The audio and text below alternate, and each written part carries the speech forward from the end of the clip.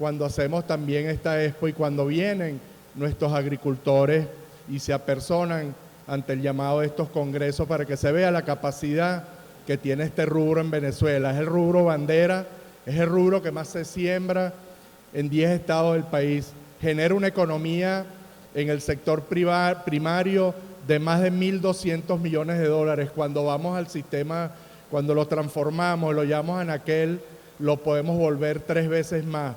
Vean la importancia que tiene este rubro.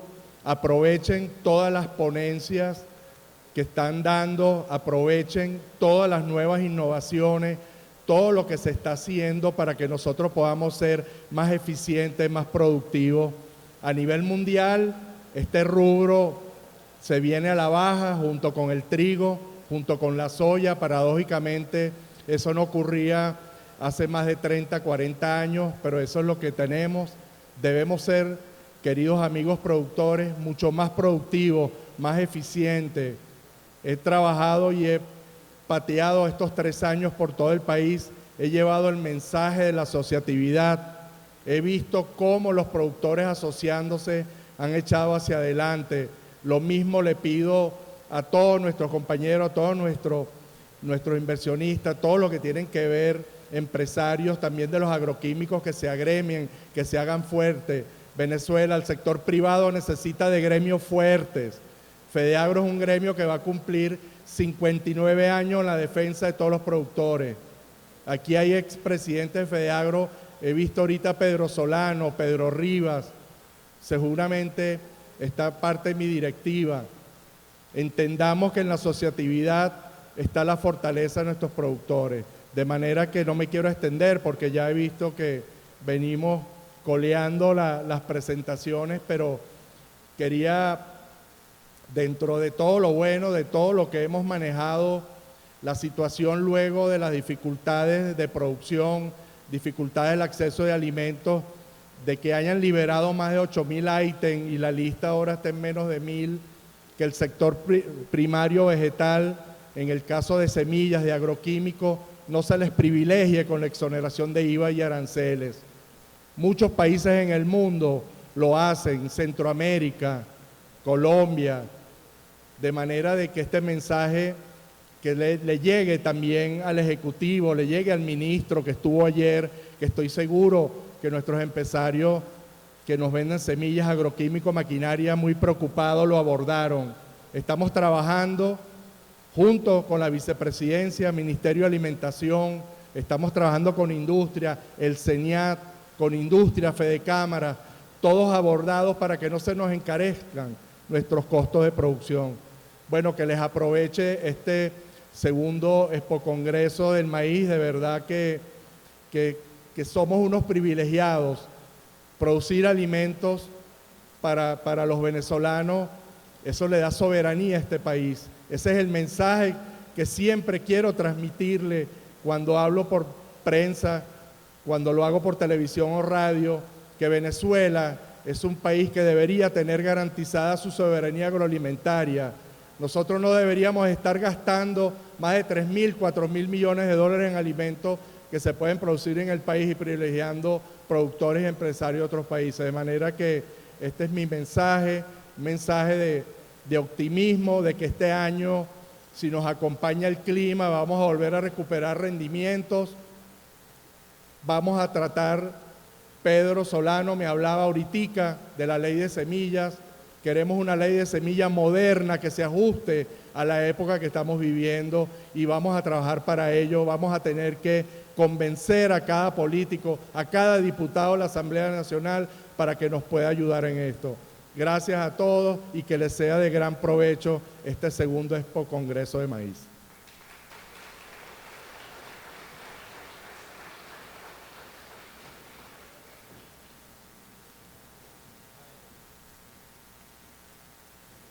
Bien, le recordamos nuevamente, este segundo Expo Congreso Nacional del Maíz te ofrece diferentes áreas para tu disfrute. Tienes el área de conferencia, la sala alterna, el área de póster de exhibiciones que está en mezanina del hotel, las exhibiciones comerciales. Y te recordamos que a través de la aplicación puedes agendar diferentes reuniones comerciales con las personas que están participando para que puedan lograr un beneficio común y un crecer. Muy bien, vamos. Vamos a seguir entonces con las ponencias. A continuación, la ponencia que vamos a recibir se titula Afectación d'Albulus maidis, vector del complejo del achaparramiento. Esta ponencia será dictada por el ingeniero agrónomo Jairo Rodríguez.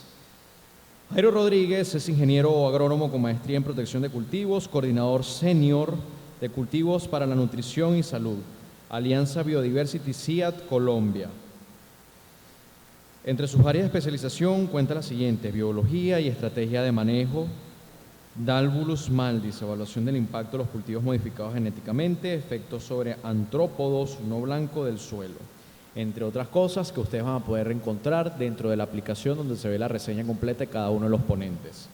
Sin más nada que hacer referencia, llamamos entonces al ingeniero agrónomo Jairo Rodríguez. Por favor, vamos a recibirlo con un fuerte aplauso para ver la ponencia el día de hoy.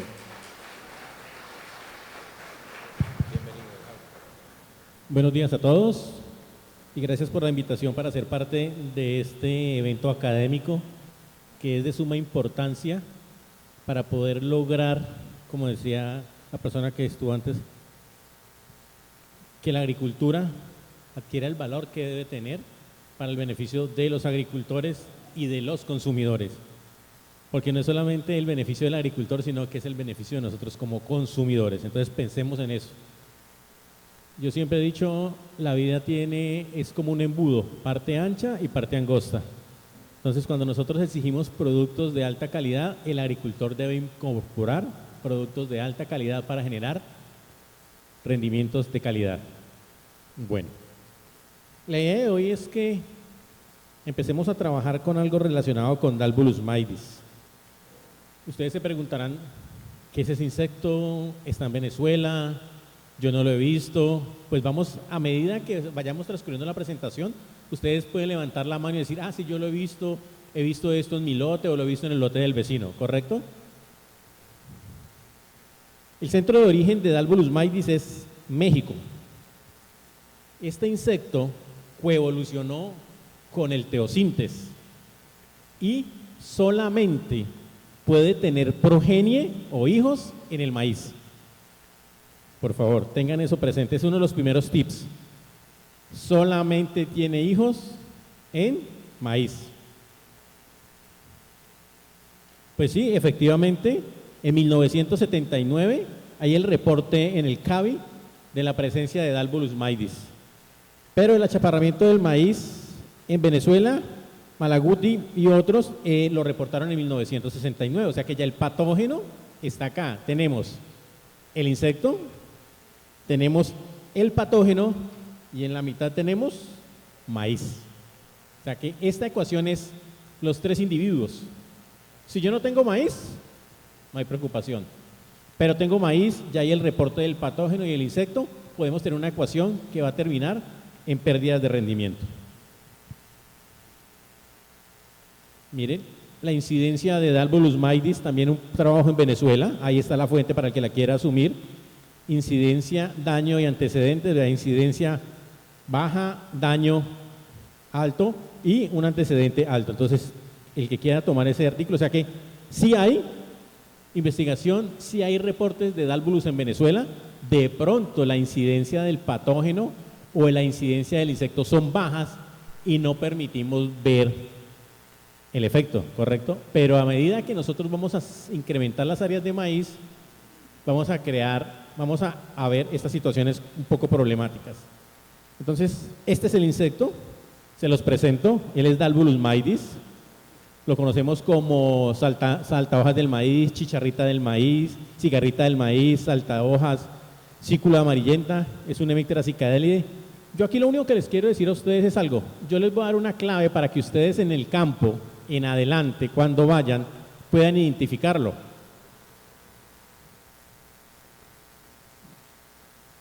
No quiso coger acá. Bueno, el caso es que ustedes ven en la foto dos manchas en la cabeza, ¿correcto? ¿Sí las ven? ¿Sí las ven? Esas no son los ojos son los que están al lado. Esas se llaman manchas ocelares. Si usted captura el insecto en campo y lo puede ver con una lupa sencilla y ve esos dos puntos, dice, tengo Dalbolus maidis en mi predio. ¿Correcto? ¿Les queda claro a todos ese aspecto? Perfecto.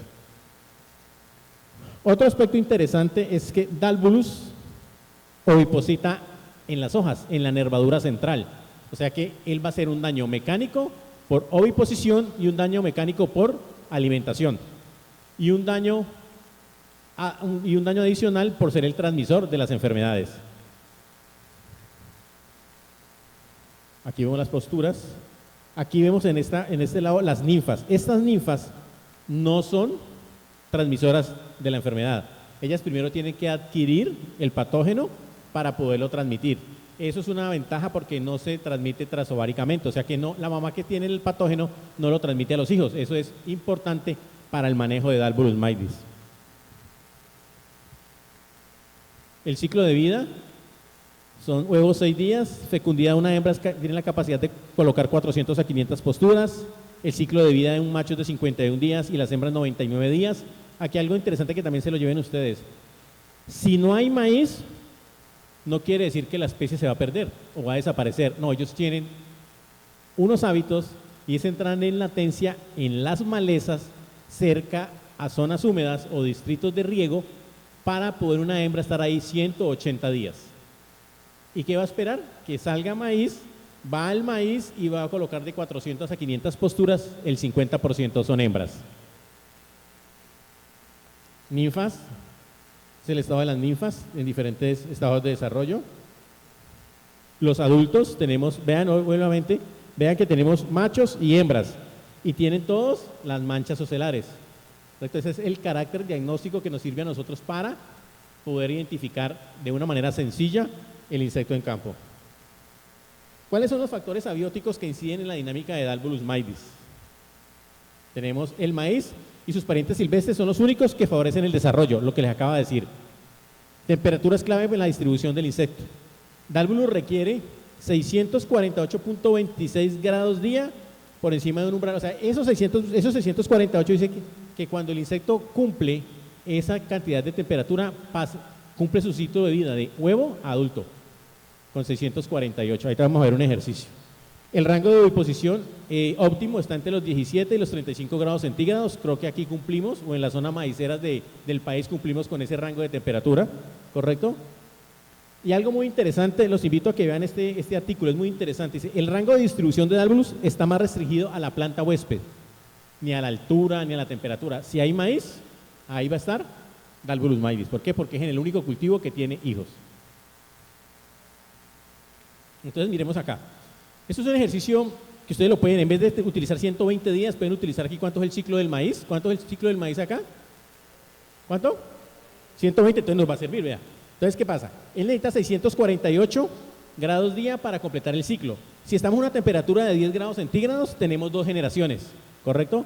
Si estamos a 16 grados, tenemos 3 generaciones. Si estamos a 22 grados, tenemos 4 generaciones. Si estamos a 28, 5.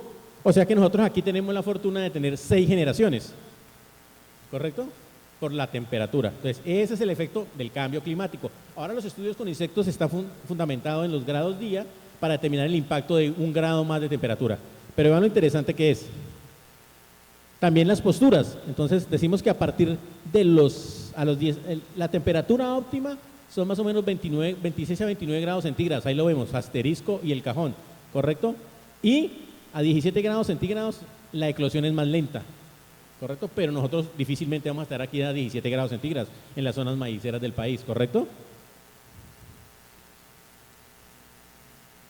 Aquí es algo interesante que hicimos en Colombia y es empezar a evaluar el efecto de la precipitación. La gráfica que está arriba es la precipitación y la gráfica que está abajo son los adultos que capturé en esas evaluaciones. Y vean, para ese primer bloque, que la precipitación era baja y los adultos eran bastantes, ¿correcto? ¿Alguno sabe por qué? ¿Alguno sabe por qué? ¿Por qué?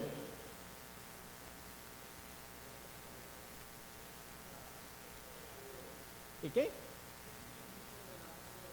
Exactamente, y ya vamos a ver por qué. Ahorita le damos un premio, señor.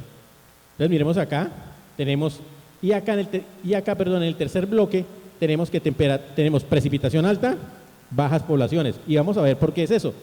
Eso tiene una razón de ser. Señores, aquí vamos a empezar a ver que alguno de ustedes me diga, sí, esos signos de alerta los tenemos nosotros en los lotes. Y esto simplemente es sintomatología. Miren, la foto del lado izquierdo es afectación. Esas dos fotos, todos los lotes están afectados, pero quiero que se lleven algo interesante. Vean en la foto la cantidad de maleza que hay. Entonces llévense en eso porque lo vamos a necesitar más adelante. Miren las afectaciones, no sé si alguno de ustedes lo ha visto en su lote, aquí en Venezuela. Las empresas que hacen investigación de pronto tienen la oportunidad de verlo más seguido. Miren, el efecto en la producción, son desórdenes fisiológicos. Miren ustedes acá, tenemos lo que llamamos en Colombia mazorcas múltiples o manita de puerco.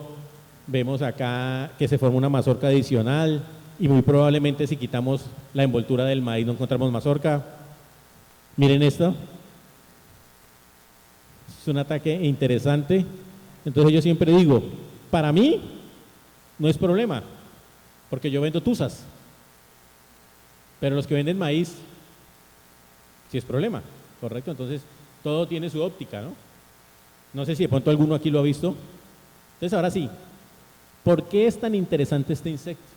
Porque él en su organismo puede transmitir 3 patógenos, que es un virus, 2 bacterias, que es el espiroplasma del achaparramiento, y el enatismo arbustivo, que es el maíz, que es el Phytoplasma stridis.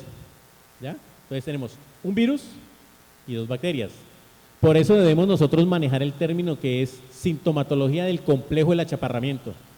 Todos manejamos virus y se van a dar cuenta más adelante que lo que más prevalece son las 2 bacterias. Un problema. Alguien dirá, bueno, pero ¿y por qué no han estudiado las bacterias? Son bacterias obligadas, no tienen pared celular, o sea que no las podemos cultivar en laboratorio. Solamente pueden estar en el cuerpo del insecto y en la planta.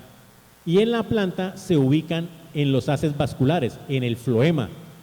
Entonces, por eso es que ustedes en su momento ven las hojas de arriba rojas.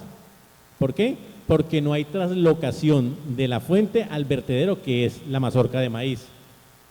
Y esa sintomatología roja no es nada más que acumulación de fósforo. Entonces, por eso es que no se forma la mazorca, porque no hay forma de que baje los asimilados a la mazorca. Entonces, y empiezan una serie de desórdenes fisiológicos. Sumémosle a eso estrés hídrico, que la planta de nosotros no esté alimentada, ¿correcto? Entonces, todo eso va a ser más grave para nosotros. Pero esto no es exclusivo, está en América Central, Perú, Brasil, Argentina, Paraguay, Colombia, con pérdidas hasta el 100%. En Colombia, en una región del país, en el Valle Geográfico del Río Magdalena, 2 años sin sembrar una sola pepa de maíz. 2 años. Y al momento las empresas están haciendo una serie de capacitaciones para volver a entrar a esa zona a sembrar maíz. Porque esto no quiere decir que no sembremos maíz, no. Simplemente tenemos que hacer tácticas de manejo para vivir con el problema, ¿correcto? Detección del patógeno. Pasémonos a este lado. Entonces, esto es en el Valle del Cauca. Encontramos un insecto que tenía, vamos al total, un insecto que tenía los 3 patógenos, el virus, el fitoplasma y el espiroplasma, ¿correcto? Y por lo general tienen el virus y el fitoplasma. O sea que el insecto y la planta tienen eso. Pero la única forma de yo poder detectar eso es en un laboratorio. Y hemos tenido una serie de problemas, porque como hablamos del virus, ¿no? El virus, entonces los laboratorios hacen protocolos para detectar el virus y nunca van a detectar la bacteria porque hay que hacer DNA. Entonces yo al finalizar le voy a dejar un QR para que ustedes vean el protocolo que se utiliza en Colombia para la colecta y detección de los patógenos en campo, con el apoyo de un laboratorio, porque es el problema que tenemos. Ciclo de la infección, entonces dirán ustedes, bueno, tenemos un periodo de adquisición. Ese periodo de adquisición del virus, del fitoplasma y del espiroplasma va de 6 horas, 2 horas y 1 hora. ¿Qué es eso? Es que yo voy al cajero, retiro mi dinero, es el periodo de adquisición, ¿correcto? Lo llevo a mi bolsillo y voy al periodo de incubación. ¿Cuánto dura ese dinero en mi bolsillo? De 8 a 22 días, de 22 a 28 días, de 17 a 23 días. ¿correcto? Ese es el periodo de incubación que va a estar el insecto para volver a ser patogénico. ¿Y cuánto se demora el inoculando la enfermedad? 8 horas, 30 minutos, 1 hora. Y los síntomas, 4, 5, 3, de 9 a 40 días. ¿Y por qué? Alguien que me diga por qué los síntomas se ven ya cuando vamos a empezar la floración. ¿Por qué? ¿Alguno? ¿Perdón? No hay una forma que nos ayuden allá. Bueno, levanta la mano ahora.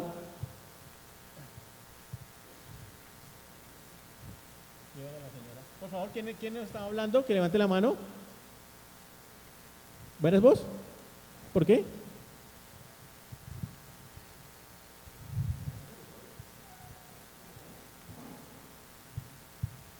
Hay mayor movilización de fósforo para la floración. Exactamente. A mí me gusta que estemos aquí todos interactuando porque ustedes tienen todo el saber de la agricultura. Yo tengo un saber académico, entonces aquí nadie tiene la verdad de velada y es eso. Porque en ese momento los asimilados tienen que ir de las hojas altas a nuestro vertedero que es la mazorca, entonces ahí ya empiezan a taparse, entonces ahí es donde perdemos y ahí es donde empieza a verse la sintomatología, ¿correcto? Muy bien, gracias. Aquí hay algo bien interesante, quiero que se lleven esto muy bien y es que el insecto va a la maleza, esta maleza es pasto Johnson y en el pasto Johnson el insecto encuentra el espiroplasma y el fitoplasma, va, se alimenta, periodo de adquisición, va periodo de incubación y va a la planta y no la enferma, ¿correcto? Ese es el escenario ideal, porque él viene sano y a los 23 días se está inoculando la enfermedad. Ese es el... Pero, como eso no es siempre así, ven que el insecto viene de una planta enferma, ¿correcto? O sea que él ya viene con el inóculo, entonces va a llegar a la planta y lo que va a hacer es periodo de inoculación inmediatamente. Entonces, ¿cuál es el mensaje acá? Si estamos en zonas donde vemos que hay el problema, yo no debería sembrar o debería establecer tácticas de manejo para que los insectos enfermos no lleguen tan temprano a mi lote. Por eso el problema de las siembras escalonadas. ¿Ya? Y por lo general en zonas donde tenemos problemas de Dalbolus maidis, los que siembran de último son los que sufren más. Pues la cara que coloca la señora, efectivamente por eso, hereda todo el problema. Entonces son dos escenarios totalmente diferentes. Vector, no hay un umbral económico. ¿Cuántos insectos para hacer una aplicación? Entonces en Brasil, en Argentina, si ven un insecto, aplican. Pero ¿cuántas plantas de maíz hay en un lote acá en el país? Pongámosle 60.000. Usted ve un insecto en una planta y aplica 60.000, si tenemos 1 hectárea, pero si tenemos 100, 200 o 1.000 hectáreas, ¿correcto? Excesivo uso de plaguicidas, impacto negativo sobre enemigos naturales, totalmente. Y algo interesante, hay trabajos de parasitoides de huevo, pero si yo, por lo menos en Colombia, es triste decir que aplican productos de etiqueta rojo carmesí. Entonces dice alguien allá, no, pero el agricultor, pero ingeniero, ¿y pero por qué no hacemos el control biológico si yo veo muchas crisopas y veo parasitoides? ¿Y usted qué aplica? No, yo aplico la nate. O sea, ¿es agua o es pescado? Entonces aquí el mensaje es, manejemos productos que sean amigables con el medio ambiente si tenemos incidencia de organismos biocontroladores, ¿correcto? Aquí tiene mucha oportunidad los hongos entomopatógenos, pero bien manejados, ¿correcto? Y es algo que yo digo, es el problema con los hongos entomopatógenos es que alguien encontró un hongo, le sobró arroz del almuerzo, echó el hongo ahí, lo metió debajo de la cama y después se puso a vender ese hongo. No, este hongo mata lo que se le atraviese, pero por intoxicación. Entonces, ese fue el problema con los hongos entomopatógenos. Entonces, si ustedes acá, como país, tienen empresas que realmente son serias, este es el momento oportuno para utilizarlo con Dalbolus maidis. ¿Dónde podemos nosotros influir como país y como agricultores o como tomadores de decisiones o como la industria? Eliminar plantas afectadas, selección de materiales. Alguien preguntará, ¿pero hay materiales resistentes o tolerantes? A la fecha no.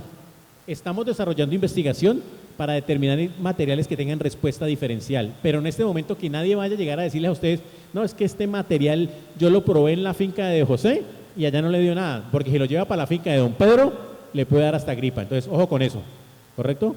Las empresas están haciendo investigación, y puedo decirlo, con NK venimos trabajando investigación para determinar materiales que tengan alguna respuesta diferencial, lo estamos haciendo en Colombia, entonces, en el centro donde yo trabajo. Monitoreo y manejo de Dalbolus maidis, evitar siembras continuas en lotes afectados, y en Colombia donde menos tenemos influencia es la fecha de siembra.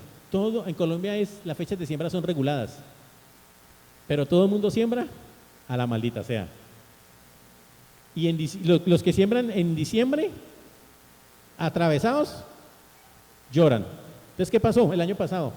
No, cogieron, el ente regulador de nosotros es el ICA, y el ICA tiene las fechas de siembra. Entonces dijeron, no señores, no queremos fechas de siembra. El ICA dijo, bueno, no hay fechas de siembra. Y en enero de este año fueron todos arrodillados al ICA a decirle, señor ICA, coloque fechas de siembra, porque todos perdieron.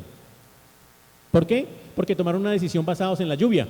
Es que llovió y no vi el insecto. Pues que él iba a ver si él salió y se fue, nos iba a ahogar. Así de sencillo, ¿correcto?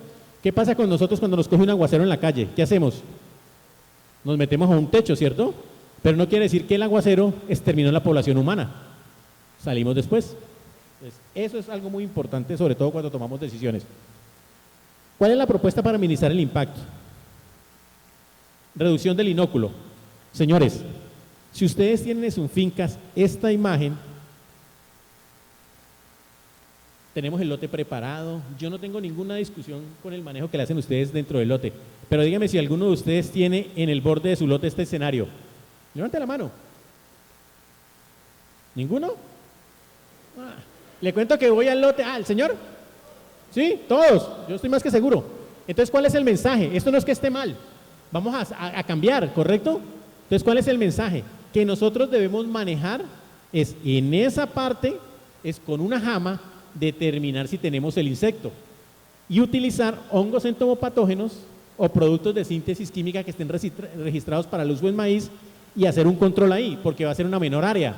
Entonces, yo ahí me voy a concentrar y voy a manejarlo. Si utilizo hongo entomopatógeno, los insectos que ahí se va a proliferar el hongo, ¿correcto? La recomendación es que lo hagamos en horas de la mañana o en horas de la tarde. No lo van a hacer aquí a las 3 de la tarde porque las pobres esporas se van a fritar, ¿ya? Y otra recomendación es que si yo utilizo hongo entomopatógeno, debo utilizar un coayudante no alcohólico, porque si utilizo una coayudante a base alcohólica, mato las esporas, ¿correcto? Y hay productos biológicos que se pueden mezclar con algunos productos de síntesis química, eso lo diría tanto la industria, para decirles es la mejor recomendación. Entonces, en adelante, manejemos estas malezas, ¿correcto? Otra, ¿ustedes aquí tienen pasto Johnson? ¿Son alguna lepense? Él es el reservorio, allá va el insecto y saca el espiroplasma y el fitoplasma y después lo lleva para el maíz. O sea que debemos buscar que este sea un objetivo biológico para nosotros y manejarlo. No lo vamos a exterminar, es simplemente manejarlo porque ahí va a llegar el insecto y nos puede afectar. Vea, señores, y es lamentable, esto es en mi campus. Este lote está totalmente afectado. Cuando este lote verde que está al lado de la trampa empiece a florecer, va a quedar en la misma imagen de este. ¿Por qué? Porque allá está el patógeno y está el insecto, y el insecto ya va enfermo, e inmediatamente va a infectar, o sea que no tenemos el periodo de incubación, ¿correcto? Hasta ahí vamos bien. ¿Cómo lo llaman ustedes aquí en las plantas después de que ustedes cosechan su maíz? ¿Cómo le llaman las plantas que nacen después de las mazorcas que quedan en el suelo? ¿Cómo lo llaman? ¿Cómo? ¿Espontáneas o algo así? ¿Sí? Entonces, ojo con eso. Entonces, yo les dije a ustedes, ¿dónde tiene hijos el Dalbolus? Solo en el maíz. Entonces, ¿qué hacen ustedes cuando tiene este lote para volver a sembrar? ¿Qué hacen? ¿Qué hacen? ¿Utilizan maquinaria? ¿Utilizan qué? Incorporan, ¿cierto? Incorporan, muy bien. O utilizan un herbicida, ¿correcto? Entonces, miremos esta foto a ver qué van a hacer ustedes en adelante. Ahí los dejo. Entonces, si usted incorpora, ¿para dónde se van estos niños? Y si usted explica un herbicida, ¿para dónde se van estos niños? Y un ejemplo muy sencillo. Yo voy todos los días a desayunar donde Doña Carmen. Si el restaurante de Doña Carmen lo cierran, yo me voy para otro restaurante. Entonces, si estos niños le quitamos el maíz, se van para la maleza, correcto, y cuando germine el maíz, llegan inmediatamente y muy probablemente ya están infectados, correcto. Entonces, el manejo en adelante es monitorear, y si yo tengo esta imagen, es hacer una aplicación de herbicida más insecticida, correcto, para quitar el cliente y después le cierro el restaurante, que es el maíz. Vamos colocando los diferentes tips. Ese es un trabajo bien interesante, es simplemente, y algo que podrá hacer aquí la academia, las universidades, le podemos obsequiar compartir el protocolo, y es buscar las malezas asociadas a maíz en el país y determinar si tienen laboratorio, si son hospederas de los patógenos, para que tengamos un manejo adecuado. Ahí tenemos acá Rosboella cochinensis, marihuano macho, en fin. Entonces también es un trabajo que se puede hacer aquí por parte de la academia. Monitoreo. Entonces, ¿en qué fase de desarrollo yo debería empezar el monitoreo de Dalbolus maidis para saber si lo tengo en mi lote? ¿En qué momento?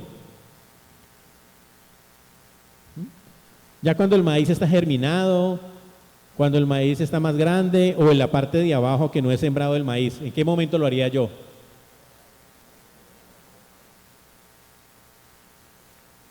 ¿En qué momento lo haría? Bueno, ahorita vamos a ver, pues. Estas son nuestras trampas. Por favor, los que tienen las trampas se pueden poner de pie, ¿es tan amable? Los que me están colaborando, levante eso, la trampa de allá, por favor, levántese. Miren, estas son las trampas amarillas.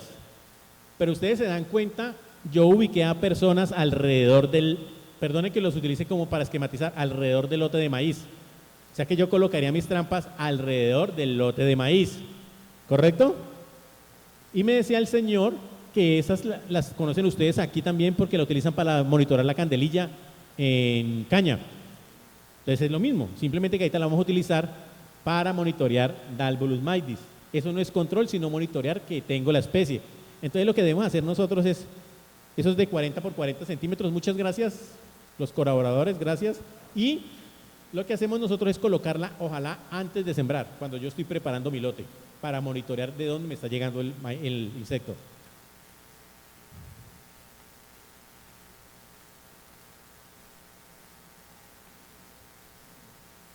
¿Cuáles son las recomendaciones que tenemos nosotros acá? Este insecto entra por el borde del lote. Entonces yo, para buscar el insecto, utilizaría los bordes. Yo me voy del primer surco al surco número 5, voy monitoreando las plantas, y del otro lado del 1 al 5, y unos hacia acá y del fondo hacia acá. Y eso me permite monitorear el insecto. Lo debo monitorear de 8 a 10 de la mañana. Algo muy importante, no darle sombra, o sea, yo tengo que darle la cara al sol, porque si le doy sombra, los agricultores dicen que es un insecto muy nerviosito. Entonces él salta, por eso se llama el saltahojas. Entonces, ojo con eso. Tácticas de manejo: cultural, fechas de siembra, manejo de arbences o malezas, rotación de cultivo, enemigos naturales, hongos entomopatógenos y repelentes, semillas y aspersión. Ojo acá, hemos detectado en Colombia que cierto grupo de personas le dicen a los agricultores que pueden utilizar cualquier ingrediente activo para preparar la semilla. La semilla se puede tratar solamente con FS, formulación semilla. Puede ser el mismo ingrediente, pero si no es formulación semilla, vamos a afectar la calidad de la germinación, y después, como pasa en muchas partes, la culpa la tuvo la semilla. Entonces, por hacer números, entonces hemos detectado, y como lo que hacemos nosotros desde la Alianza es dejar esos tips para que ustedes le digan: no señor, muéstrame el producto, y si es formulación semilla, con mucho gusto se lo compro. Ah, no, que es el mismo ingrediente activo. No, por favor, no insulte mi inteligencia. Si no es formulación semilla, no seguimos la negociación, ¿correcto? Eso se pueden ustedes acercar a las diferentes compañías para que les digan por qué la razón de que sea formulación semilla. Miren, señores, eso es un trabajo que hicimos en Colombia de hongos entomopatógenos. Una empresa nos preparó algo especial para nosotros que se llama Adralmis, 50% Beauveria y 50% Metarrhizium.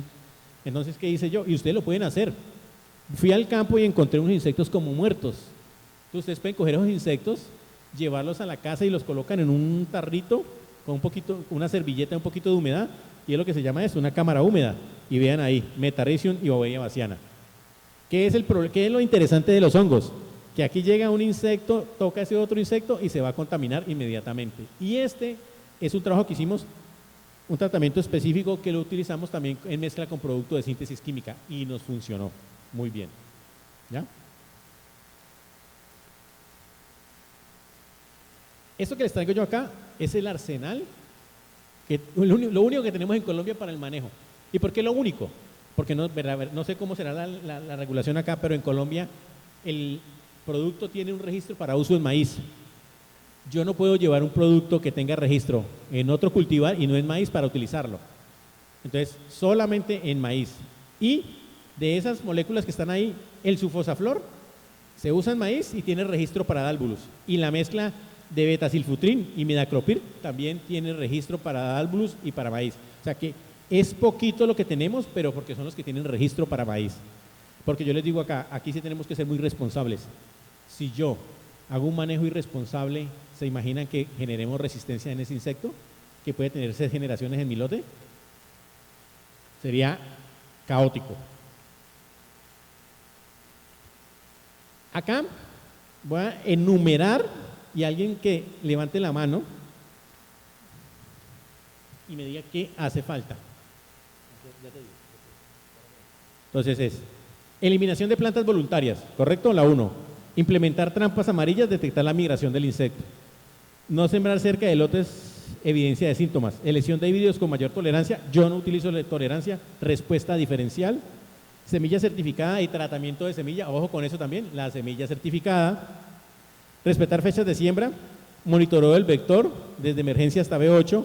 Implementar estrategias de control en función del monitoreo y rotación de cultivos. Ayer hablábamos con un colega, un agrónomo, y nos decía que solo sembraban por condiciones climáticas un semestre y el siguiente semestre no.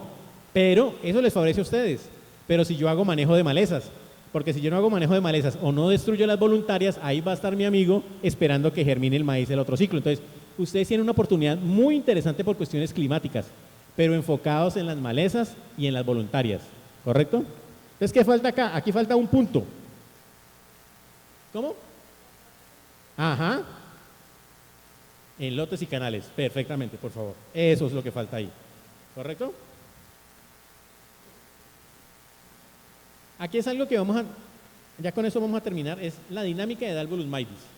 Entonces ustedes dicen, bueno, pero si yo nunca he sembrado maíz, aquí tenía era piña, tenía aguacate, tenía no sé qué vaina, orquídeas. ¿Y de dónde llegó el Dalbolus? Pues miremos a ver. Dalbolus. Y me decía el señor, no, pero ingeniero, yo lo único que tengo al lado es un señor que tiene pasto para ganado. Y yo, ahí está. Es un hospedero alterno. Entonces, cuando usted, si no tenemos trampas amarillas, cuando usted se dé cuenta, el insecto está acá en su lote y se está multiplicando. No se le olvide que una hembra genera 250 hembras. Y si tenemos 10, son 2. ¿Cuántas son? Ahí vamos, ¿correcto? Entonces, ahí está. Otra. No, es que mi maíz ya está grande, yo no tengo problema con él. Dalbolus, ¿dónde está? En la maleza que está entre los surcos. ¿Correcto? Y, peor aún, en las voluntarias. Ahí está produciendo. ¿Vieron la foto? De que habían como más de un individuo ahí. Que vamos a tener rotación. O no digamos rotación. Digamos que aquí, en vez de rotación, tenemos no siembra por condiciones climáticas. ¿Correcto? Pues no siembra por condiciones climáticas. Pero va a estar en la maleza y inmediatamente va al lote de maíz. Otro aspecto acá, utilicemos este slide bien interesante. Miremos la parte de abajo.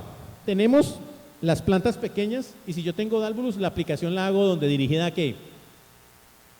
La aplicación la hago dirigida a dónde? Al cogollo, ¿cierto? Perfecto. Pero si usted tiene maleza como la foto, el insecto está en la maleza, se va a la maleza. Y es como dicen en el Tolima, no, ingeniero, lo que pasa es que yo apliqué y a los 2 días fui, había más insectos. Entonces alguien dijo, sí, lo que pasa es que hay más insectos porque están los que van al velorio de los que matamos. ¿Ya?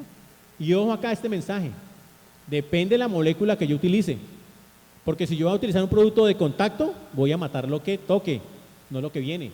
Entonces tenemos que pensar en un producto de contacto y un producto sistémico, para que los que lleguen a comer también se infecten.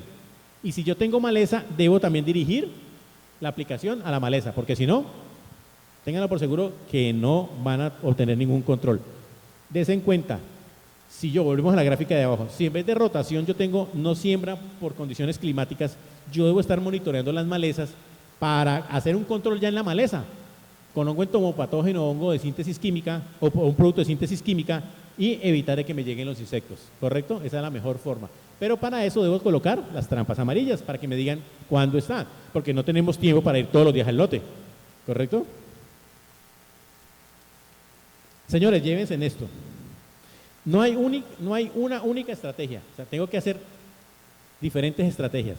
Ninguna estrategia es 100% efectiva y el manejo no debe ser individual. O sea, si esta es la zona maicera, todos deberían tratar de sembrar en la misma fecha de siembra, porque si siembran primero las 3 líneas de acá y después siembran los otros y tenemos el problema, va a estar saltando de línea a línea y vamos a tener el insecto todo el momento, porque no olvide que él solamente tiene hijos en maíz y si tiene maíz se van a encocar a tener descendencia, no tienen de otra. Aquí están los estados de desarrollo de Dalbolus maidis, el manual de enfermedades de plagas y maíz, que es el que estamos regalando. Me dicen para pasar, creo que aquí debo tener otra.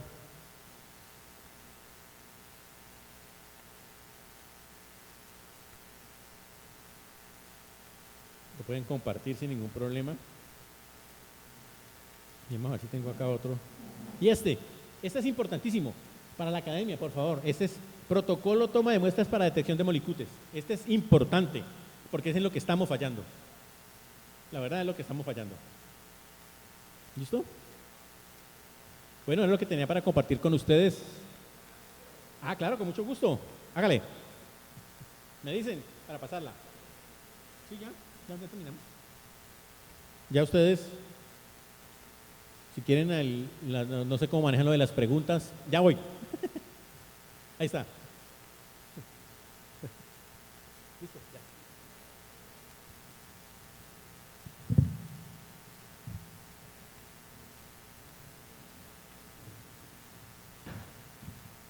Muy bien, entonces vamos a dar un fuerte aplauso al ingeniero por la ponencia.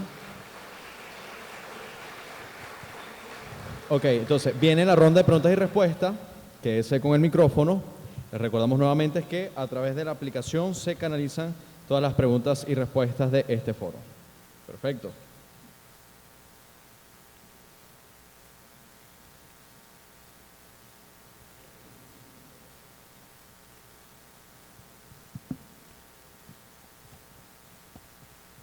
Muy bien. Les recordamos que en el momento que ustedes ingresan en la aplicación tendrán diferentes secciones que les muestra el itinerario, les muestra el mapa, les muestra las reuniones que pueden agendar, les muestran los ponentes, los expositores, notificaciones y demás. Bien.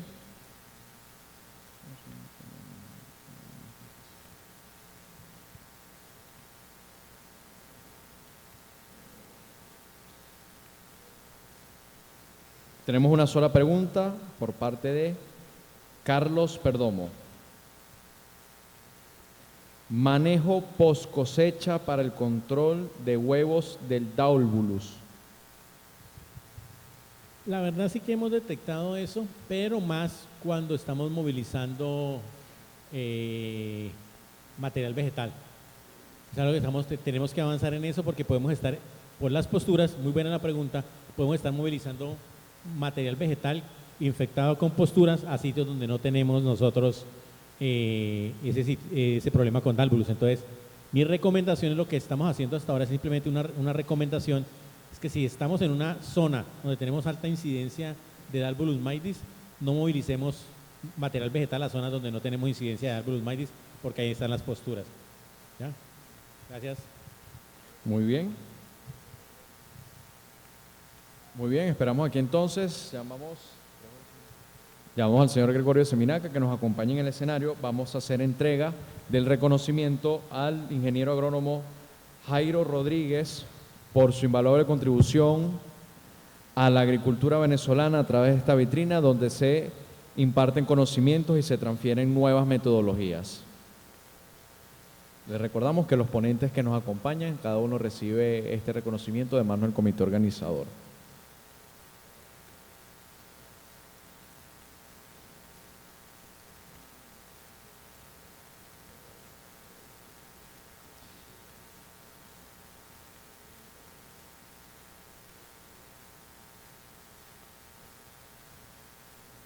Pasa entonces en el centro, recibe de manos del comité organizador, el ingeniero agrónomo Jairo Rodríguez, este reconocimiento por su participación en el segundo Expo Congreso Nacional del Maíz.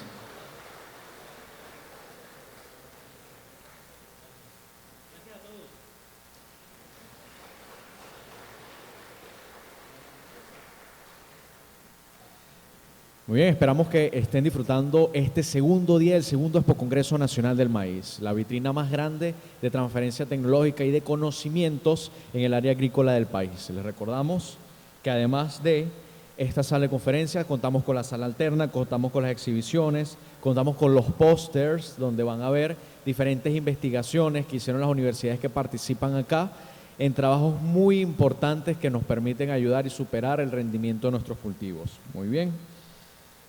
La siguiente ponencia se titula Uso de microorganismos en el cultivo de maíz con capacidad de bioestimular el potencial genético de las plantas y regeneración del suelo. Esta ponencia será dictada por el ingeniero agrónomo Hirton Bolívar de Seminaca. Él es técnico en evaluación y clasificación de suelos, Soil Taxonomy USDA, evaluación de tierras, directrices FAO, manejo agronómico de cereales, manejo agronómico de hortalizas, bajo sistemas de riego por goteo, manejo de personal técnico y campo.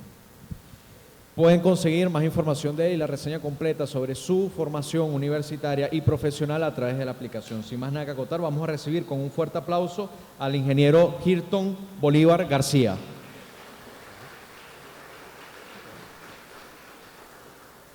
Muy buenos días. Bueno, realmente complacido de estar acá, de estar compartiendo con ustedes esta nueva jornada del segundo Congreso Nacional del Maíz. Y bueno, esperando de que sea de mucho provecho para todos esta actividad.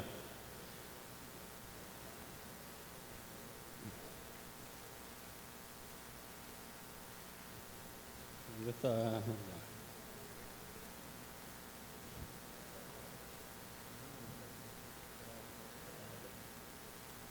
Ok.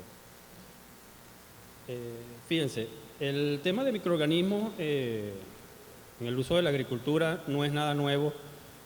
Sin embargo, para nosotros sí es un tema de evaluación de reciente data. Y se generó a partir del primer Congreso Nacional del Maíz. En aquella oportunidad, para ponerlos en contexto, se hablaron del uso de buenas prácticas agronómicas como un elemento para nosotros empezar a aumentar la rentabilidad de nuestro cultivo de maíz en campo. Sin embargo, el tema de rendimiento, pasar ese umbral de rendimiento en nuestro cultivo, en nuestra unidad de producción ha sido bastante difícil, ha sido complicado. ¿Y qué es lo que está pasando? En aquel momento se hicieron unas evaluaciones por parte de Seminaca y se tomaron algunas observaciones y nos dimos cuenta que había un factor común. Ese factor común era el alto número de plantas no efectivas o plantas que no tenían una mazorca comercial. ¿Y por qué está pasando esto? Si yo estoy tomando todas las medidas o estoy tratando de controlar estas variables que me inciden en el desarrollo de la planta. Hay un aspecto aquí muy importante que es que nosotros estamos obviando una característica o un elemento muy importante que es el suelo. Nosotros tomamos de referencia un análisis de suelo y nos genera unos datos químicos y físicos. Pero eso va más allá. Estamos obviando el tema de los microorganismos. Solamente vemos el suelo como un ente que nos va a dar un sostén en la planta, nos va a proveer de los nutrientes, pero no estamos evaluando la interacción que hay en ese suelo, ¿ok? La interacción que hay en el suelo con respecto a la planta.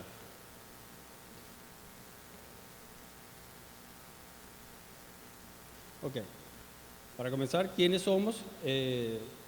Somos Seminaca, una empresa productora, procesadora y comercializadora de semillas certificadas, con más de 40 años en el mercado nacional de semillas y que actualmente tiene un grupo de empresas filiales. Esa empresa, una de ellas es CELPI, que es el Campo Experimental Las Piedras. Nosotros estamos ubicados en Magdaleno, Estado Aragua, y contamos con una superficie aproximada de 30 hectáreas bajo riego. En CELPI nosotros hacemos nuestra producción de semillas y hacemos la evaluación de los diferentes materiales que vamos desarrollando. Entonces, como les comentaba, CELPI viene a fungir como la unidad de investigación y desarrollo del Grupo Seminaca. Como toda unidad tenemos unos objetivos que cumplir. El primero de ellos es el establecimiento, mantenimiento y renovación de un banco de germoplasma. Banco de germoplasma que actualmente tiene más de 3.500 muestras o accesiones, siendo más del 90% de ellas maíz y sorgo. Como segundo objetivo tenemos la obtención y evaluación de líneas endocriadas, además de la formación y valoración de híbridos a partir de estas líneas. Producimos todas las categorías de semillas, principalmente semillas genéticas de fundación y básica, y estamos en constante evaluación de nuestros materiales a diferentes niveles de ensayo, bien sea ensayos locales o nacionales. Como le comentaba, nuestra línea de investigación principalmente se basa en el mejoramiento de los cultivos de maíz y sorgo. Aquí hay varios aspectos importantes a resaltar. El primero de ellos es que nosotros le estamos dando continuidad a los trabajos iniciados y desarrollados por el doctor Mauricio Richelli desde IMECA. Uno de esos trabajos es el uso de líneas endogámicas con citoplasma androestéril. Esto a nosotros nos facilita la producción de híbridos a nivel de campo, ya que no tenemos que hacer una gran inversión en cuanto a tema capital, que ahorita es muy importante, y manejar la logística de la contratación de personal. ¿Para qué? Para el capado o el despanojado de nuestro progenitor femenino, pues. Entonces, esto nos facilita a nosotros generar híbridos y competir por precios en el mercado nacional de semillas, ya que nuestra estructura de costo así lo permite. Otro tema importante es que estos materiales que se van desarrollando se desarrollan con la idea de que tienen que tener la máxima adaptabilidad a nuestras condiciones edafoclimáticas, que deben tener un alto potencial de rendimiento tanto en campo como en la agroindustria y que tenga características deseadas por el productor: tolerancia a plagas, tolerancia a enfermedades y que lleguen con tallo verde a cosecha.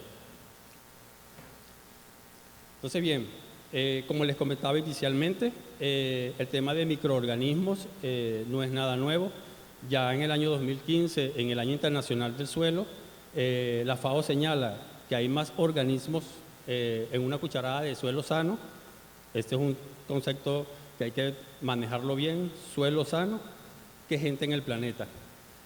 Aquí hay un tema también importante a resaltar, que es el tema del uso de la biotecnología. Biotecnología a partir de una investigación que genera conocimiento, genera datos para mitigar uno de los problemas que tenemos acá actualmente, que es el cambio climático.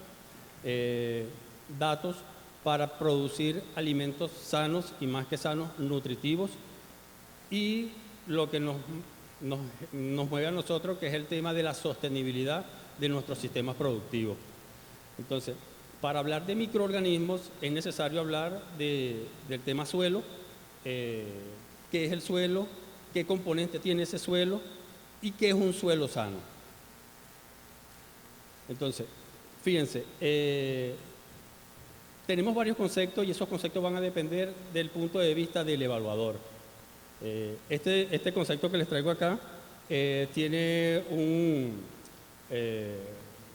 aspecto que va hacia la pedología y es un concepto que estamos manejando, yo lo conozco ya desde cuando estaba en la Escuela Técnica Agropecuaria, tiene más de 30 años que lo estoy dominando, y habla de que el suelo es un cuerpo natural no consolidado, producto de la interacción de los factores formadores. Estos factores formadores hablamos de que son el factor mineral o material parental, el relieve, el tiempo, el clima y la materia orgánica o la biota.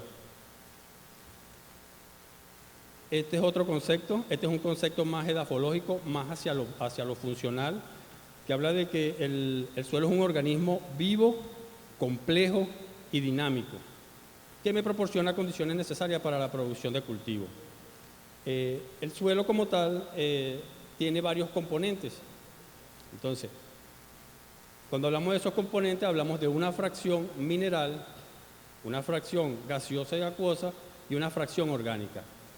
Cuando hablamos en cuanto al volumen que me pueden ocupar estas fracciones, la fracción mineral normalmente se habla de que debe tener un 45% de ese volumen de suelo. La fracción gaseosa y la acuosa son inversamente proporcionales, deberían estar alrededor del 50%, y lo ideal es que ellas, cada una por separado, estén entre 20 y 30%. Y una fracción orgánica que debe estar alrededor del 5%. Estos son números que se manejan de manera general bajo condiciones de un suelo en equilibrio. Normalmente nosotros en los análisis de suelo nos generan un indicador de un valor de materia orgánica y era lo que veníamos hablando inicialmente. Inferimos acerca de un comportamiento que debería tener esa materia orgánica.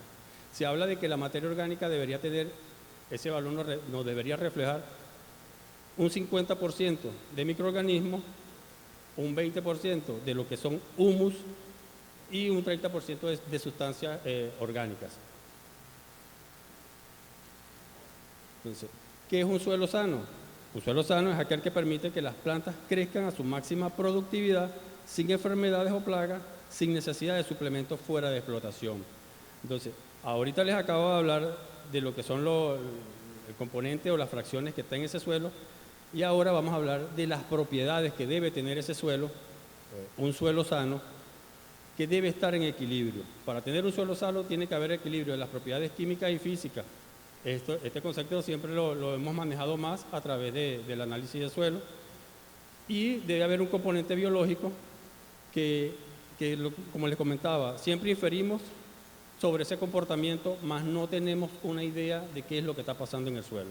Entonces nosotros, de ese componente biológico necesitamos conocer la biodiversidad, es decir, el tipo de microorganismos que están presentes, la cantidad de microorganismos, es decir, por unidad cada uno, es decir, unidades formadoras de colonia de cada microorganismo, y la relación que va a haber entre esos microorganismos en el suelo.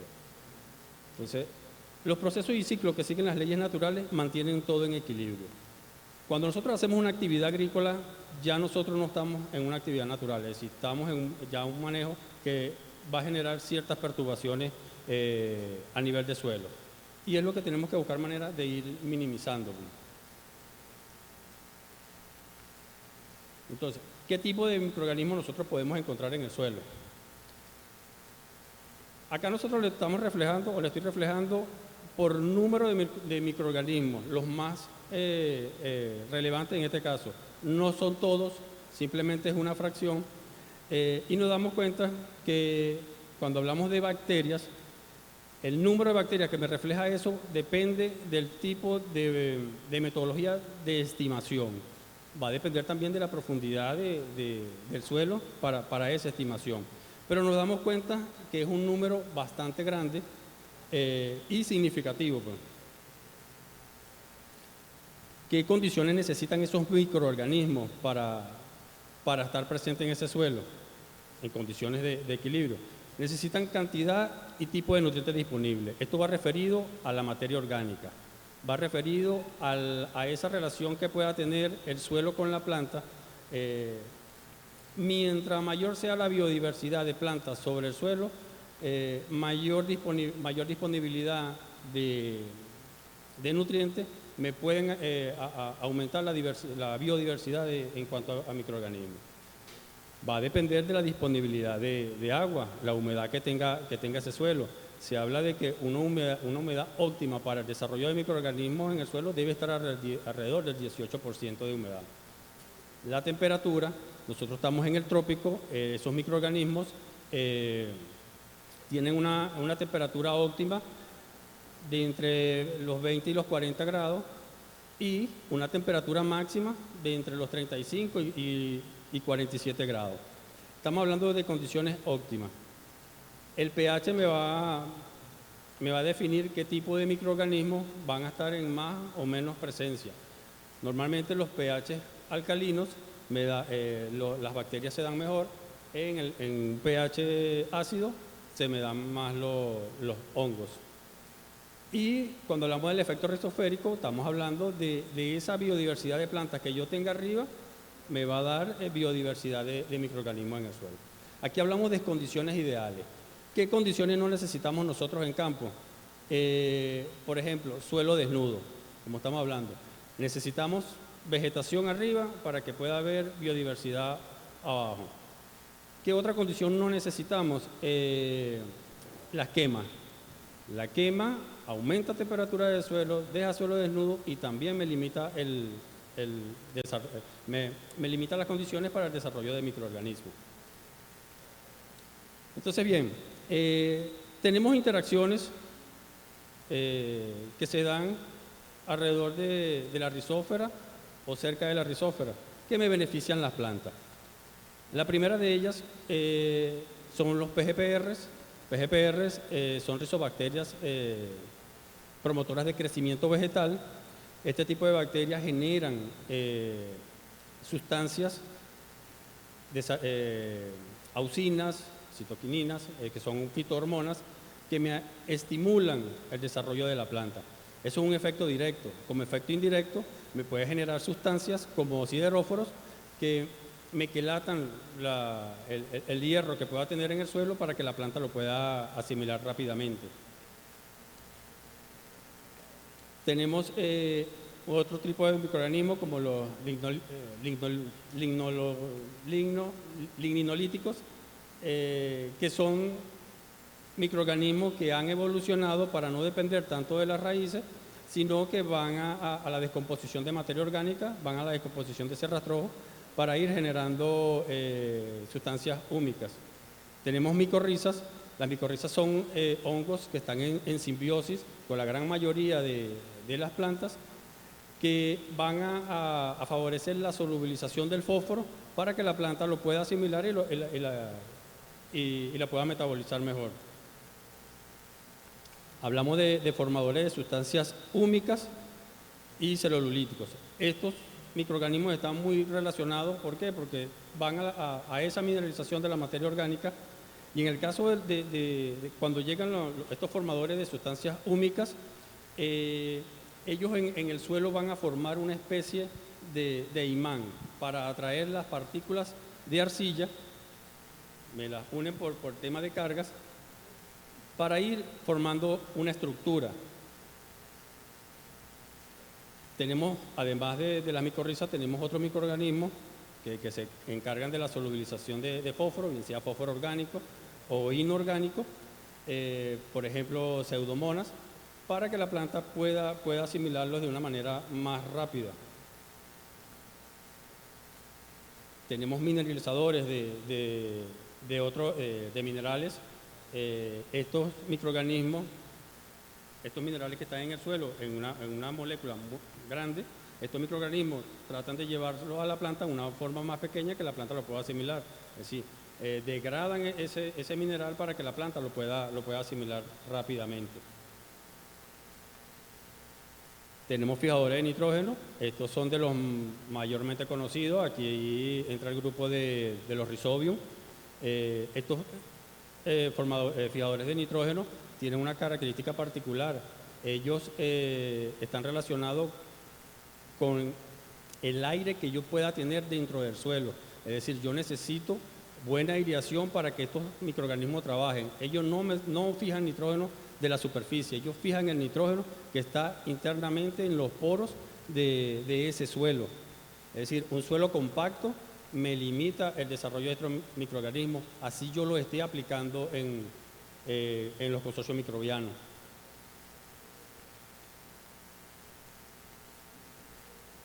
Tenemos detoxificadores. Estos microorganismos tienen la capacidad de ir desdoblando moléculas químicas que nosotros tengamos en nuestro suelo. Tenemos los activadores del sistema de defensa, microorganismos que me producen sustancias como ácido salicílico, ácido jambónico, que son como un switch, son electores que le envían señales a la planta para que ella genere el sistema de defensa internamente. Y de todo este grupo, los constructores de poros, considero que son lo más importante y los que están más relacionados al tema de la actividad agrícola. Fíjense, los constructores de poros son unas especies de micorrizas que junto con los formadores de sustancias húmicas, las sustancias húmicas unen las partículas y los formadores de poros, este tipo de micorrizas, cementan esa unión, es decir, me le van a dar estabilidad a esos poros. ¿Y por qué yo digo que son los más importantes? Porque aquí se ha satanizado muchas veces el tema de la maquinaria por el tema de que mucha aplicación de pases de máquina me compactan el suelo. El suelo se compacta porque no hay condiciones de que estos microorganismos se me desarrollen. Eso es una de las variables que nosotros tenemos que tener en cuenta. Igual, estos conductores de poros me van a facilitar entonces el buen drenaje dentro del sistema y me van a generar las condiciones para que los otros microorganismos trabajen de una manera más armónica. Entonces, estas interacciones que tenemos acá, yo le estoy mencionando 11, pero son muchas más. Estas son las que están más o menos relacionadas con el tema que nosotros estamos manejando. Y tienen un aspecto de estimulante, pues, de bioestimulación en la planta. Entonces, cuando nosotros hablamos de un bioestimulante microbiano, decimos que puede ser un organismo, un microorganismo o varios de ellos, cuya función, cuando se aplican a la semilla, a las plantas o a la rizósfera, estimulan los procesos naturales para mejorar la absorción, la eficiencia de los nutrientes, la tolerancia al estrés abiótico y la calidad del cultivo, y en sí lo que a nosotros nos interesa es que es el tema de rendimiento. Entonces, aquí en la gráfica nosotros vemos cada uno de esas acciones que pueden tener estos microorganismos en el tema de estimulación. Entonces, bien, vamos a entrar y les voy a comentar parte del trabajo que venimos realizando nosotros en el campo experimental Las Piedras. Aquí nosotros hicimos varias evaluaciones. Le estamos mostrando una pequeña parte de ellas. La primera fue la respuesta que tuvo un suelo a la aplicación de consorcios microbianos. La segunda evaluación que tenemos es el comportamiento de una línea progenitora a la aplicación de estos consorcios microbianos. Y la tercera evaluación fue el comportamiento del híbrido, nuestro híbrido IMECA 2020, con respecto a 42 materiales que estábamos evaluando en el campo experimental.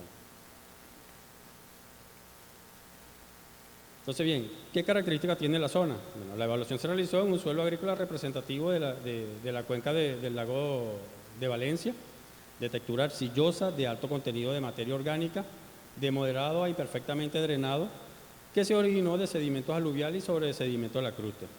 Está en una zona de vida de bosque seco tropical y con una precipitación entre 900 y 1000. Esto es lo que me refleja la bibliografía.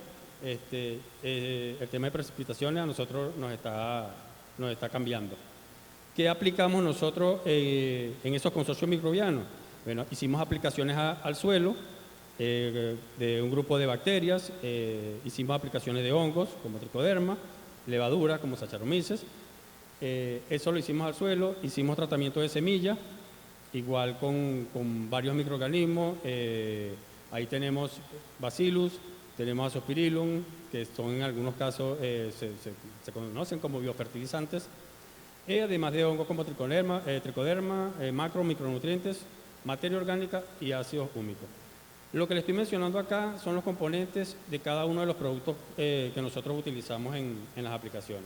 Igual las aplicaciones que hicimos al cultivo, ahí igualmente tenemos varias bacterias, hongos que se aplicaron al suelo y hongos que se usaron como entomopatógenos. Nuestra primera evaluación, que fue la respuesta de un suelo manejado bajo condiciones de agricultura convencional durante muchos años, vamos a ver qué fue lo que nos arrojó esto. Fíjense, aquí tenemos un T0, que es nuestra muestra inicial, es decir, la muestra que no tiene aplicación del consorcio microbiano, y luego de T1 a T4 se corresponde con las aplicaciones que hicimos de estos consorcios microbianos. T0 muestra lo que es un suelo agrícola. Generalmente nuestros suelos agrícolas tienen esta condición. Nosotros ahí aparecen algunos microorganismos, generalmente microorganismos patógenos. Gracias a Dios no se consideran bacterias fitopatógenas, pero sí hongos fitopatógenos en este caso. Y bueno, es el típico comportamiento de un suelo agrícola. Entonces, aquí tenemos cómo nosotros fuimos tomando las muestras de suelo, qué productos aplicamos y cuándo se evaluó esa muestra. Y cómo tenemos el número de unidades formadoras de colonia, tanto de bacterias como de hongos, como les mencionaba. Las bacterias que se consideraron no eran bacterias fitopatógenas, en el caso de hongos sí. Ahí se identifican, cuando vemos el número de unidades formadoras de colonia, tanto de bacterias como de hongos, es súper bajo.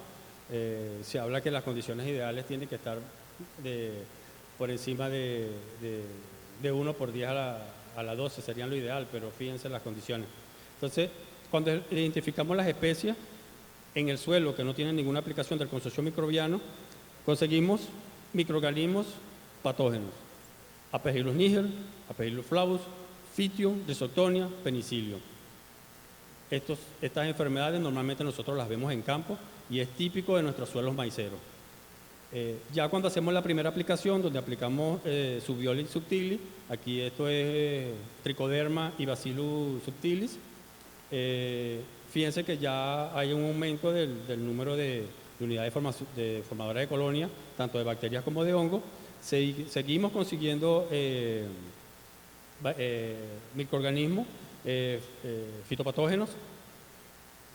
Ya cuando hacemos la segunda aplicación del consorcio microbiano, aquí tenemos un producto que es Composalud, que es un pool de bacterias y hongos, dentro de los cuales siguen estando Bacillus subtilis y Trichoderma, además de Bacillus megatherium, de los que ya les mencioné anteriormente.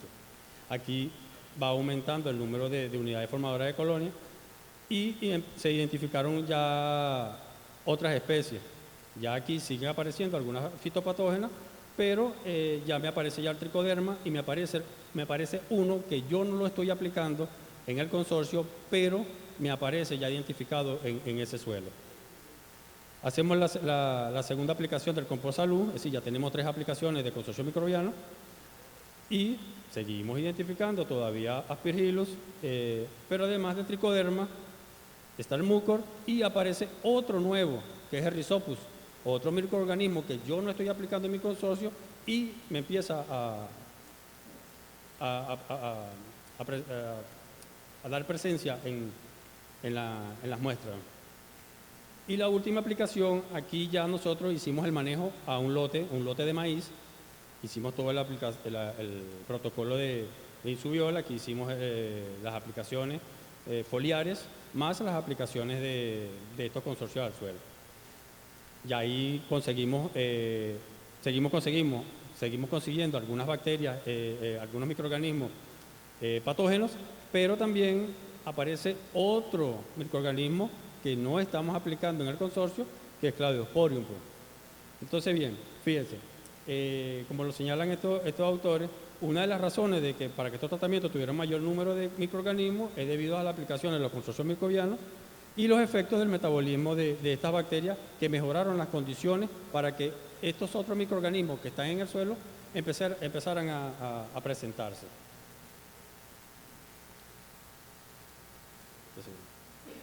Entonces, el aspecto aquí importante a resaltar es que se identificaron especies las cuales no pertenecen a los microorganismos eficaces. ¿Por qué no pertenecen a esos microorganismos eficaces? Porque su reproducción en laboratorio es complicada. ¿Por qué? Porque tienen afectaciones a la salud humana. Entonces, es algo complicado para su reproducción en laboratorio. Sin embargo, son de vital importancia en nuestro sistema, nuestro ecosistema edáfico. Entonces, esos microorganismos, como les mencionaba, tenemos el mucor. Mucor es un hongo descomponedor de materia orgánica y se encuentra en un rango variado de pH, principalmente en suelos alcalinos, que es la característica que tenemos nosotros en nuestro suelo. Además, mucor tiene la capacidad de solubilizar potasio. El otro que les comentaba, el Cladosporium, es un hongo que prospera en condiciones de suelo de alta salinidad.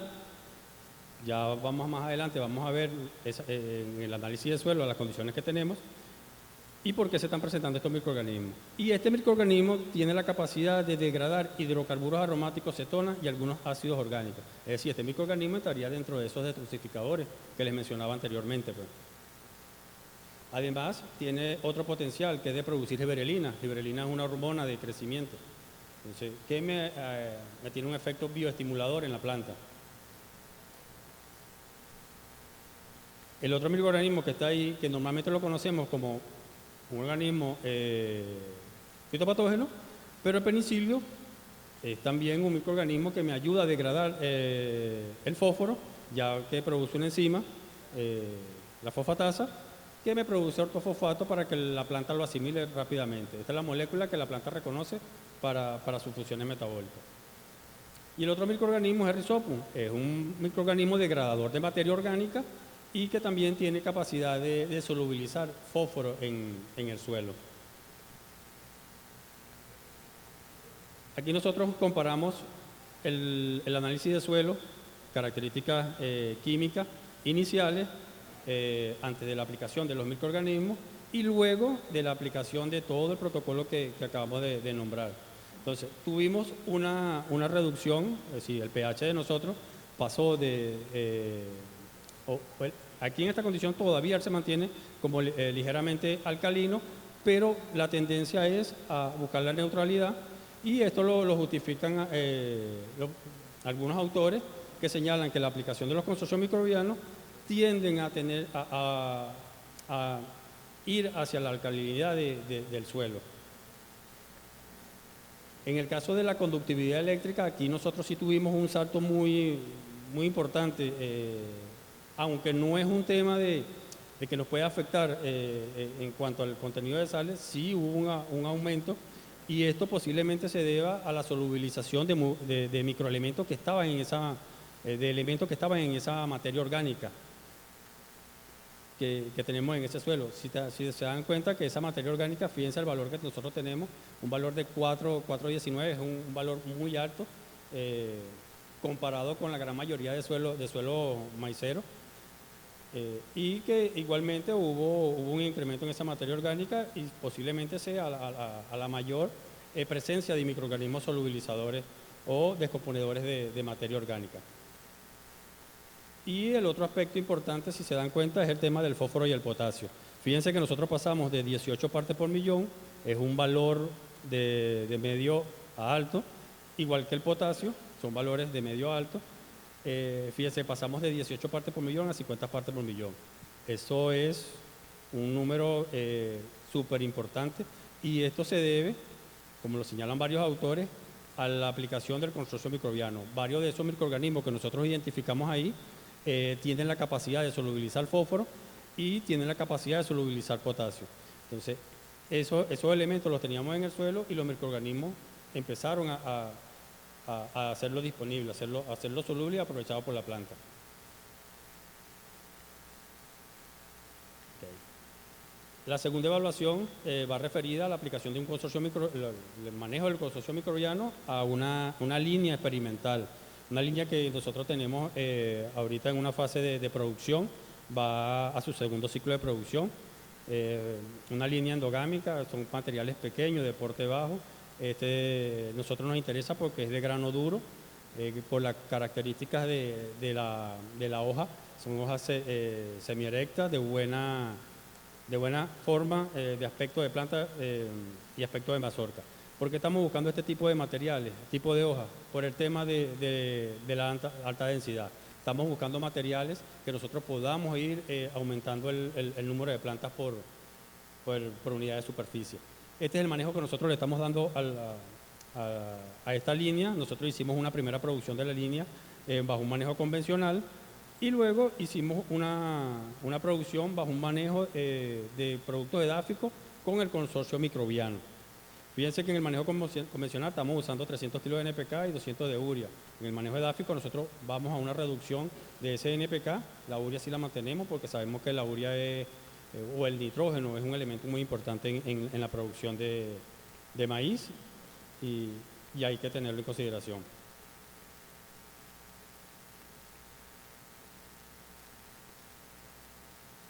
Ya, aquí falta algo. Ok. Nosotros hicimos un tratamiento de semillas con el consorcio microbiano y fíjense los resultados que nos arrojan, las repeticiones que hicimos, y me da un 99% de germinación de ese material, comparado con el manejo convencional que está alrededor del 90%. El 90% es la germinación que es muy común que nosotros garantizamos en los materiales. Se puede observar el efecto bioestimulador del tratamiento de semilla, y esto posiblemente se debe a que el tricoderma reduce la resistencia mecánica de la testa de la semilla y facilita el rompimiento de la latencia. Esto lo señala Delgado Sánchez. Además, el uso de bacterias como Bacillus permite la solubilización de nutrientes como el fosfato, el cual mejora la nutrición de los embriones. Sabemos que el tema de fósforo es importante para lo que es el desarrollo de la raíz. Este material nosotros lo llevamos a campo y bueno, ahí tienen las condiciones en las cuales se manejó. Ahí tienen resaltados en la gráfica la precipitación, cómo se comportó de manera semanal y cómo fue el acumulado mensual. Fíjense que ahí se resaltan 3 periodos durante el ciclo del cultivo. Inicial, los primeros 30 días el material estuvo bajo condiciones de estrés por falta de humedad. Nuestros suelos son altamente arcillosos. Estábamos pendientes del manejo. Generalmente las nubes se presentaban, no regábamos, porque si yo riego y me llueve, perdí, por el tema del alto contenido de arcilla que tienen nuestros suelos. Fíjense en el material, a los 30 días, a los 15 días, está pasando una condición bastante crítica por el tema de disponibilidad de humedad. Fíjense como el suelo ya empieza a cuartearse. El suelo tiene alto contenido de arcilla expansiva y me genera esta condición. A los 22 días, mira, el cultivo ya pasando una condición bastante crítica, pero esto cambia cuando empiezan las lluvias. Vemos el material a los 31 días, ya tiene 2 aplicaciones de los consorcios microbianos y fíjense que ya me pasó esa etapa de estrés.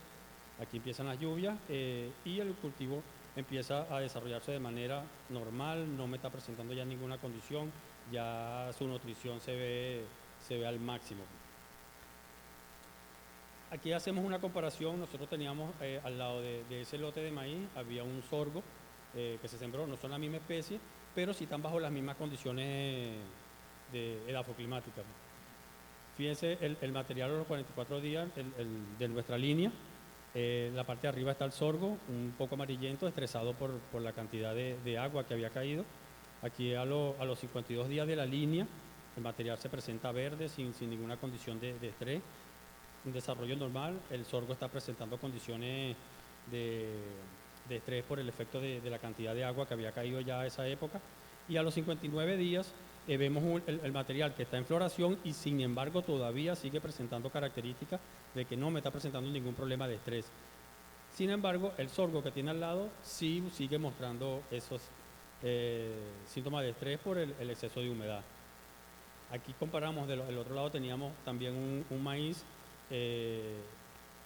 a los 44 días de nuestra línea. Ese maíz ya estaba en la etapa de floración. Sin embargo, nuestra línea está mostrando características ideales. Ahí no teníamos problema de ningún tipo de estrés. para la planta no lo estaba desarrollando, pero sí el tema de precipitación era fuerte. Y acá lo comparamos cuando está en el momento de floración, la planta, la línea sigue desarrollando o mostrando una sintomatología normal de buena nutrición, buena condición metabólica, y ya el material del maíz sigue bajo las mismas condiciones de estrés. Es decir, el material está respondiendo a la aplicación de los microbianos. Aquí vemos el material ya a los 91 días, el aspecto de la planta excelente, no tenemos mayores ataques de plagas, enfermedades, tiene un buen aspecto de general de la planta ideal, de mazorca también. Aquí vemos la respuesta de ese material a la cosecha. Es una línea, son materiales de mazorcas pequeñas, pero de buena característica y buena sanidad, pues. El aspecto importante aquí a resaltar es el tema floración bajo la aplicación de los consorcios microbianos. Hubo una reducción en cuanto a la floración cuando comparamos los dos manejos. El manejo convencional que les mostraba anteriormente con respecto al manejo de Insubiol o los consorcios microbianos, hay una reducción. Entonces, aquí es importante resaltar que cuando la determinación del rendimiento, el periodo de llenado del grano, la floración temprana aumenta los rendimientos a través de un aumento del número de días disponibles para el llenado del grano. Igual, se puede inferir que mediante el uso de los biofertilizantes se contribuye a que el cultivo de maíz emita de manera más temprana la flor, lo que concuerda con varias evaluaciones de diferentes investigadores que señalan cuando usamos azospirilo contribuye a una floración más temprana. Y aquí el tema de rendimiento, que es lo que generalmente a todos nos interesa. Hubo un aumento, aunque no tuvo diferencias significativas en cuanto al rendimiento entre ellos, sí hubo un porcentaje de incremento con respecto al manejo del consorcio microbiano más esa fertilización edáfica, pues. Y más o menos concuerda con lo reportado en la bibliografía. Entonces, aquí vamos a la tercera y última evaluación, ya estamos por terminar. Nosotros comparamos el material 2020 con 42 materiales de nuestro banco de Remoplasma y que están en el mercado para ver el comportamiento bajo un protocolo de productos biológicos, y comparamos estas medias. Entonces vemos que el material 2020 comparado con esos 42 materiales tiene un 34% es estadísticamente similar a 34 de esos materiales que están en el mercado o que están próximos al mercado. Y lo importante resaltar acá es que el material 2020 tiene más de 22 años en el mercado y todavía sigue mostrando características de adaptabilidad a nuestras condiciones presentes hoy día. En este trabajo nosotros comparamos también el rendimiento o el manejo que se le dio un material sembrado de 2020 en el año 22 y el que sembramos este año en el 2023 con la fertilización química y el consorcio microbiano. Fíjense que en el año 22 se usaron 400 kilos de NPK más un reabono de urea de 150 kilos.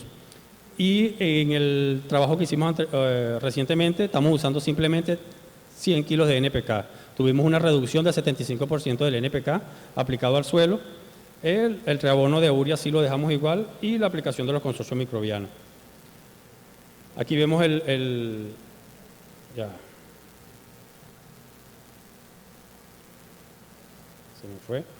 Ya.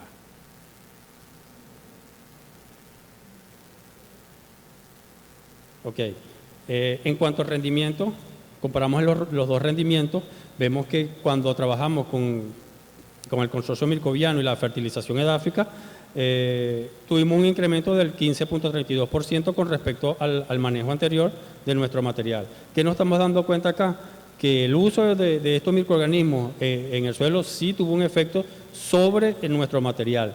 Ojo, estamos hablando bajo las condiciones de suelo y climática del campo experimental Las Piedras, que si se dieron cuenta del análisis de suelo tiene sus características particulares, pues. Aquí traigo una referencia de un trabajo que cuando nosotros usamos microorganismos, por ejemplo micorrizas nativas, de un suelo de Guárico, hubo un incremento, que puede haber un incremento hasta del 100% en cuanto a los rendimientos, reduciendo el uso de la aplicación de fósforo. Y hicimos esta comparación, ya terminando, hicimos esta comparación de los dos materiales en cada uno de esos años, el rendimiento, costo de inversión de cada uno de esos trabajos, el ingreso por ventas y el costo-beneficio. Entonces, cuando nosotros trabajamos con manejo convencional, tenemos un costo-beneficio, o se habla de que por cada dólar invertido obtuvimos una ganancia de 20 centavos de dólar, y en el caso del manejo de la fertilización química con el consorcio microbiano, tuvimos que por cada dólar invertido tuvimos un retorno de 50 centavos de dólar. Y aspecto importante a resaltar aquí, que tuvimos 7.4% menos de capital de inversión para esto. ¿Qué estamos hablando acá? Aquí lo que estamos hablando es de buscar rentabilidad en la producción de nuestro cultivo. Ya para terminar, bueno, las conclusiones. La incorporación de los consorcios microbianos al suelo incrementa de manera progresiva las unidades formadoras de colonia con respecto a la cantidad inicial antes de la inoculación. Además, se evidenció la activación de microorganismos nativos de nuestro suelo, por lo que se estima que se dieron las condiciones necesarias para que los mismos prosperaran, lo que permitió mejorar algunas características químicas y biológicas. Solamente nombro las químicas y biológicas porque necesitamos un poco más de tiempo para ver el resultado en cuanto a las características físicas. ¿Qué mejoré en cuanto al tema de infiltración? Vamos a darle un poco más de tiempo. Como se dieron cuenta, nosotros estamos recientemente con estas evaluaciones. Con la aplicación del consorcio microbiano es evidente los beneficios y la respuesta de las plantas de diferentes condiciones de estrés abiótico que se presentaron durante la evaluación. Esto haciendo referencia al comportamiento de la línea de maíz que estábamos evaluando. Y bueno, el uso de microorganismos microbianos en combinación con una reducción de la fertilización química edáfica permite obtener valores iguales o superiores a los obtenidos en la agricultura convencional de altos insumos agrícolas.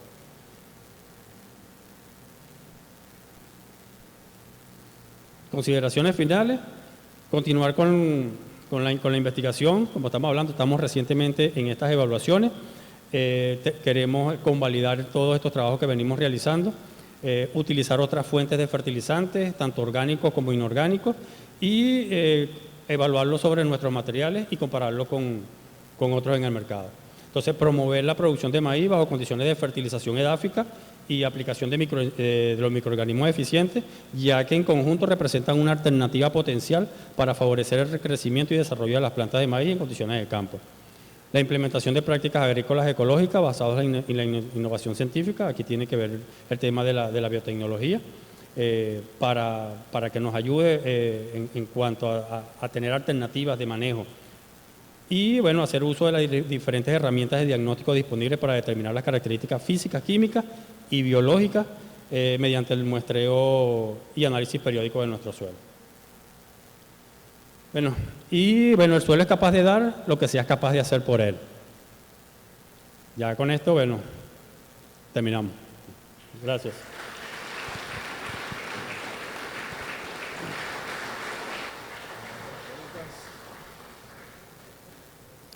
Muy bien, vamos entonces con la ronda de preguntas, recordándoles que a través de la aplicación oficial, en la sección de preguntas al ponente, pueden hacer llegar sus interrogantes al mismo, ¿ok?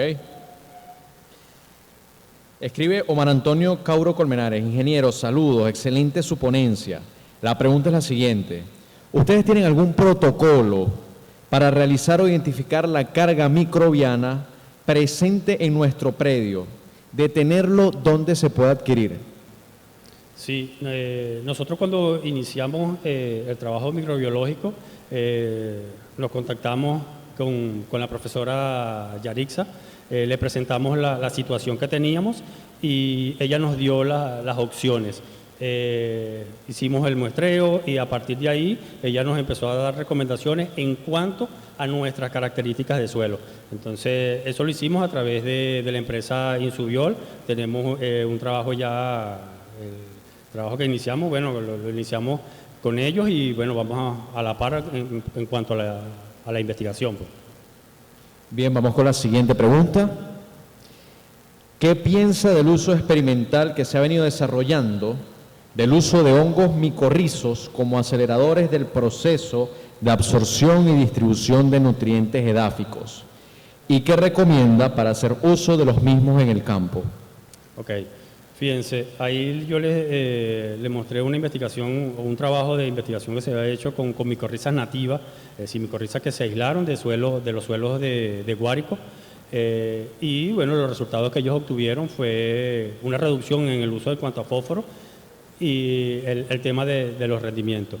Sí, es un tema muy importante en cuanto a las micorrizas, sí, hay que seguirlas evaluando, hay que ir haciendo los aislamientos en cada una de nuestras zonas agroecológicas para que ese material que nosotros vayamos aislando esté adaptado a esas condiciones y sea rápidamente, haga esta simbiosis con nuestro cultivo de maíz y pueda generar toda esta bioestimulación que genera a partir de la solubilización del fósforo. Muy bien, vamos entonces a un fuerte aplauso al ponente. Fuerte aplauso para el ingeniero Ayrton Bolívar por esta ponencia que nos acaba de regalar, muy interesante. Recibe entonces su reconocimiento de la mano del comité organizador, entrega el señor Gregorio de Seminaca, este insigne reconocimiento como muestra de agradecimiento por su invaluable contribución a la transferencia de conocimientos en el marco del segundo Congreso Nacional del Maíz.